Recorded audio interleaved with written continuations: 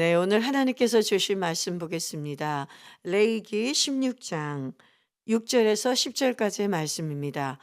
레위기 16장 6절에서 10절까지의 말씀입니다. 우리 몇 절 되지 않기 때문에 우리 PPT를 보면서 한 목소리로 같이 합독하겠습니다. 아론은 자기를 위한 속죄제의 수송아지를 들이되 자기와 집안을 위하여 속죄하고 또 그 두 염소를 가지고 회막문 여호와 앞에 두고 두 염소를 위하여 제비 뽑되 한 제비는 여호와를 위하고 한 제비는 아사셀을 위하여 할지며 아론은 여호와를 위하여 제비 뽑은 염소를 속죄제로 드리고 아사셀을 위하여 제비 뽑은 염소는 산채로 여호와 앞에 두었다가 그것으로 속죄하고 아사셀을 위하여 광야로 보낼지니라. 아멘. 오늘 말씀의 제목을 같이 보겠습니다. 오늘 말씀의 제목은 속죄의 제물이 되신 예수님, 속죄 제물이 되신 예수님에 대해서 오늘 말씀을 나누고자 합니다. 여러분, 이제 사순절의 마지막 주간이 되었습니다. 이틀 전에 종료주일 이제 시작으로 예수님이 고난당하신 것을 묵상하는 순환 주간이 시작되었습니다. 그런데 우리가 예수님이 죽임당하신 이 순환을 묵상하는 것이 꼭 이렇게 사순절과 또는 이 순환 주간에만 묵상하는 것이 아닙니다. 하나님의 자녀가 된 우리들은 죽는 날까지 저천성에 가는 그날까지 우리 속죄 제물이 되셔서 우리를 구원해 주신 예수님의 십자가를 묵상해야 됩니다. 그리고 저 천국에 가서도 우리를 위해서 죽어 주시고 구원해 주신 그 어린 양, 그 예수 그리스도가 보호자에 앉으신 예수 그리스도를 향해서 계속해서 십자가를 찬양하고 십자가에 감사하고 우리가 영광 돌리는 그러한 성도가 되어야 합니다. 여러분, 오늘 본문의 말씀을 보니까 예수님께서 십자가에 죽으시는 것을 예표해 놓은 두 염소가 나옵니다. 우리가 구약에 보면 그때는 예수님이 오시지 않았을 때이기 때문에 짐승이 우리의 죄를 대신해서 죽임을 당해야만 했지요. 소가 죽기도 하고 양을 잡기도 하고 또는 염소를 잡기도 하고 또는 비둘기나 그러한 것들을 잡아서 하나님 앞에 제물로 드렸습니다. 그래서 하나님은 그 핏값을 보시고 우리의 죄를 그 구약의 이스라엘 백성들, 하나님의 백성들의 죄를 사해 주셨는데요. 그런데 이제는 우리가 그 짐승을 더 이상 잡을 필요가 없죠. 왜냐하면 예수님께서 친히 희생 제물이 되어 주셨기 때문입니다.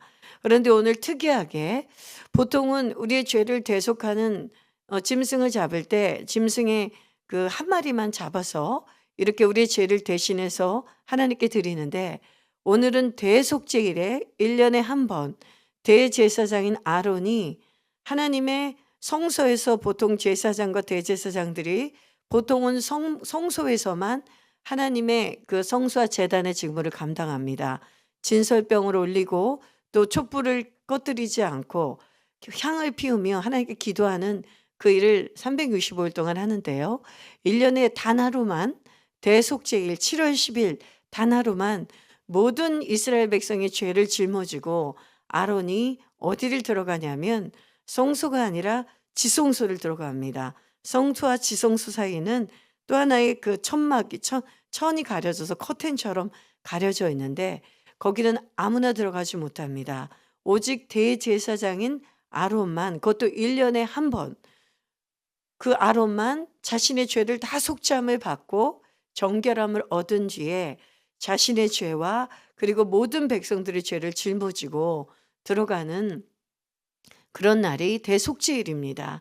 그런데 그 대속죄일 날 하는 특이한 의식이 있는데 그게 뭐냐면 송아지도 잡고 양을 잡아서 이미 속죄의 제사를 드린 이후에 염소 2마리를 선택합니다.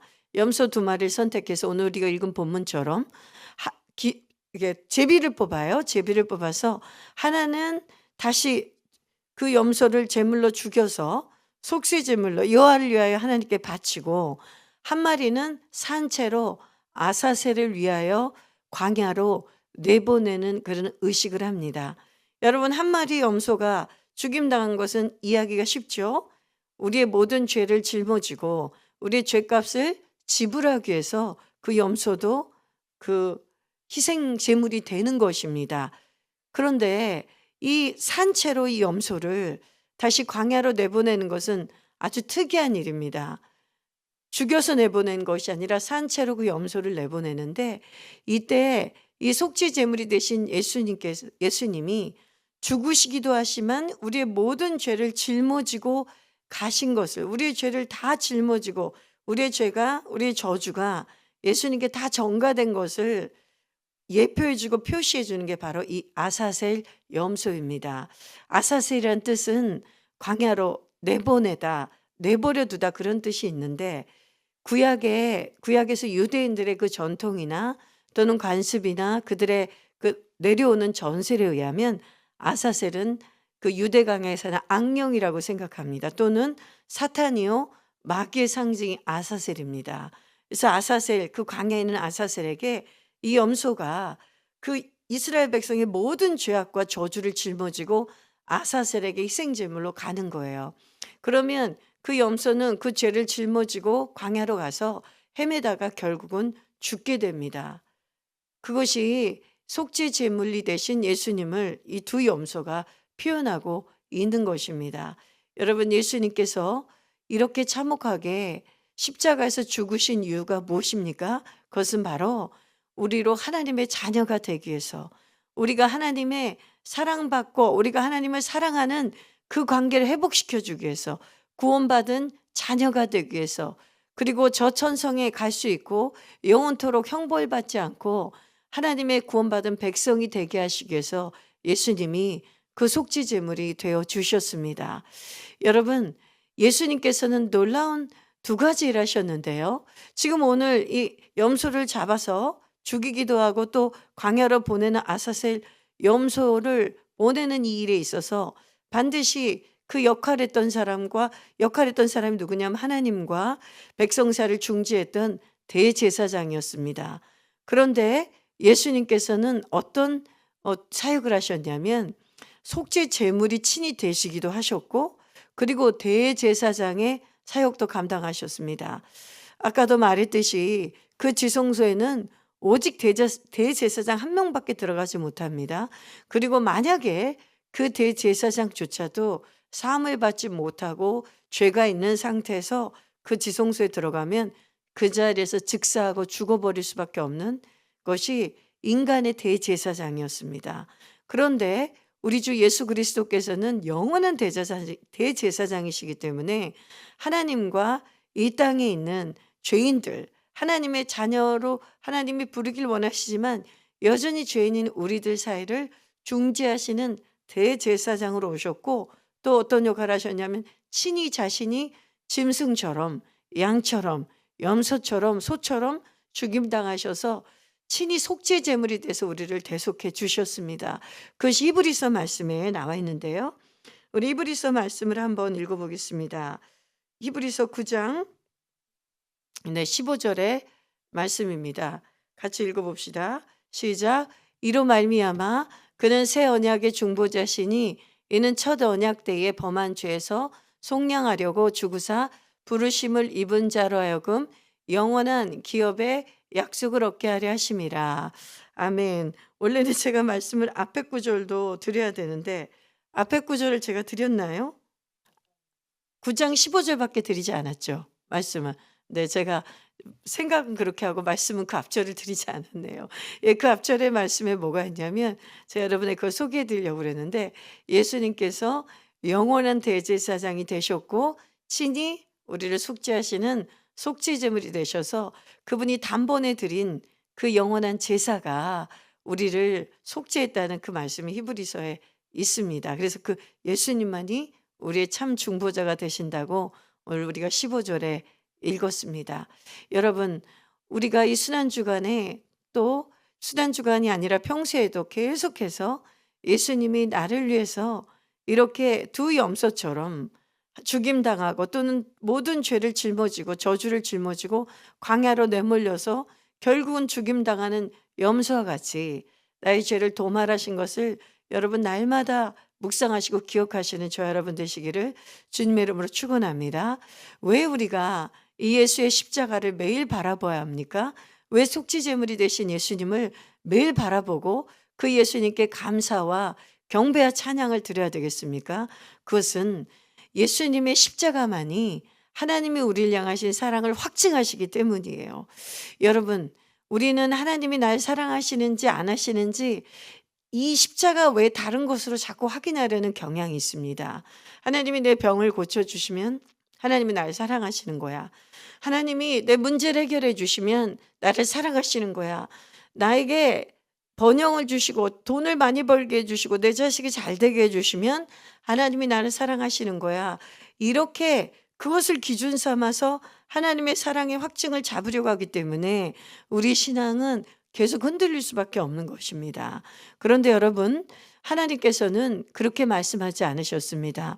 로마서 5장 8절에 보면 우리가 아직 죄인 되었을 때에, 우리가 아직 연약했을 때에 하나님께서 그리스도를 죽게 하심으로, 예수님을 속죄제물로 십자가에 죽게 하심으로 하나님의 사랑을, 우리를 향한 하나님의 사랑을 확증하셨다고 말씀했습니다.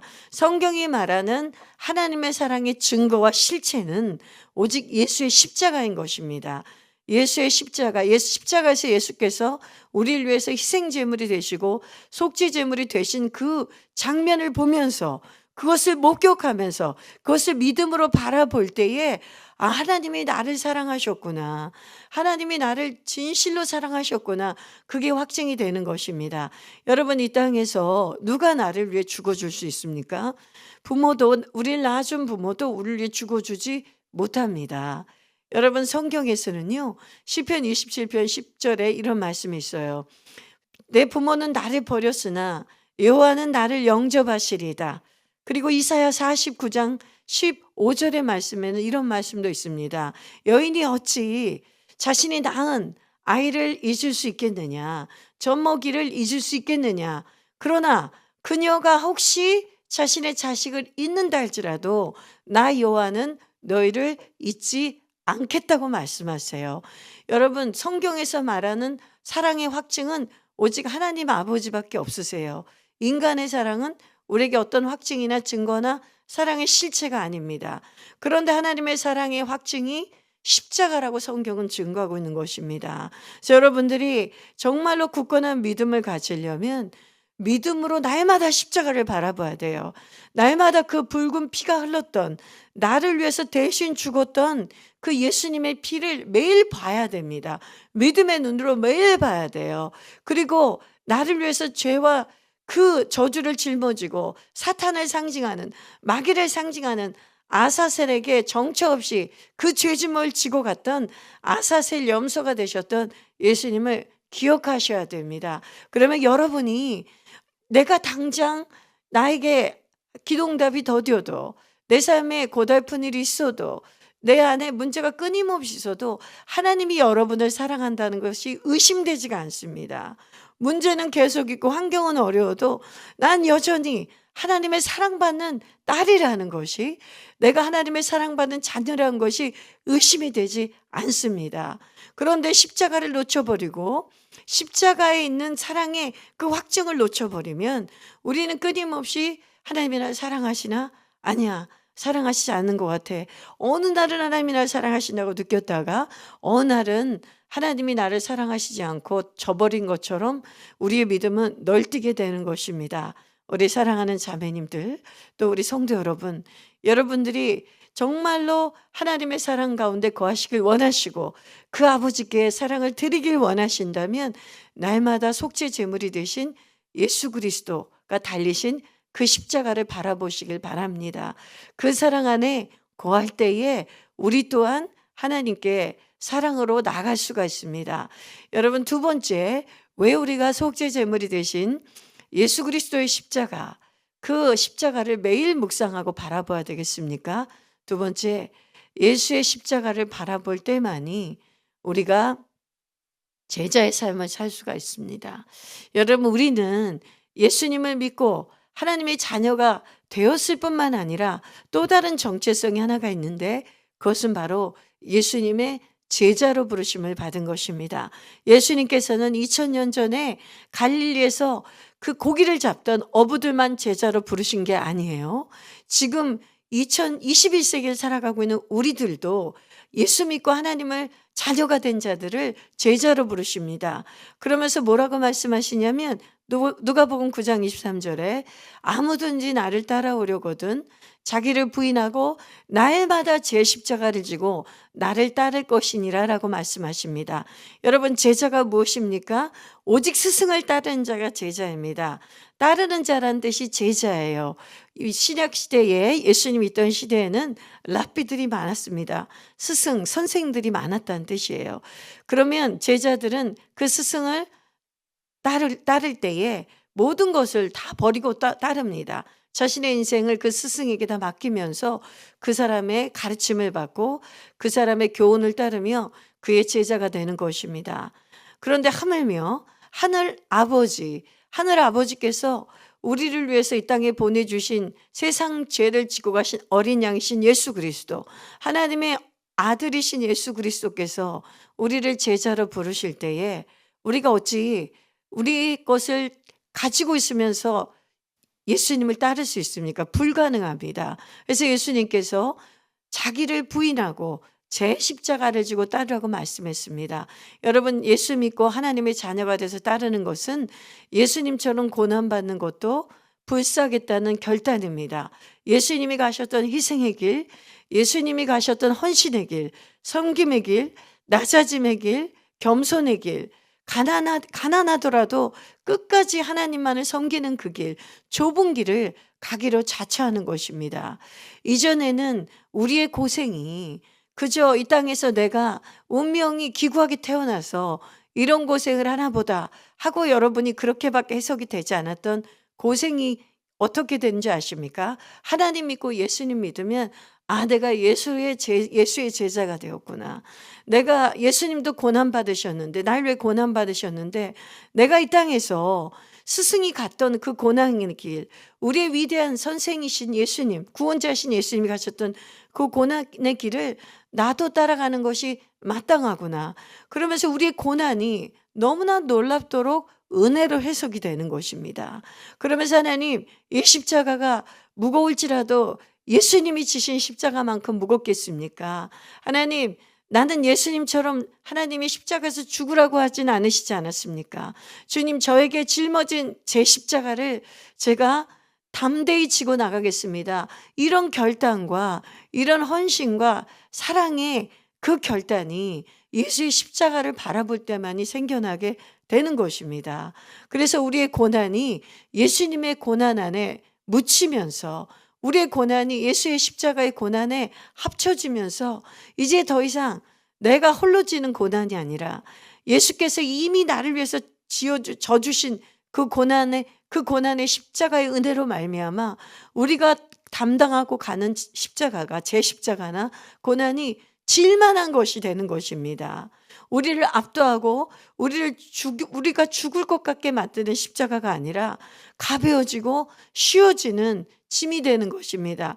여러분, 정말 무겁고 저주스러운 짐은 고생이 아니라 죄악의 짐입니다. 여러분, 죄짐은 우리가 해결할 길이 없어요. 죄악과 그 죄로 인한 사망의 저주의 짐은 이 땅에 어느 누구도 질 수가 없습니다.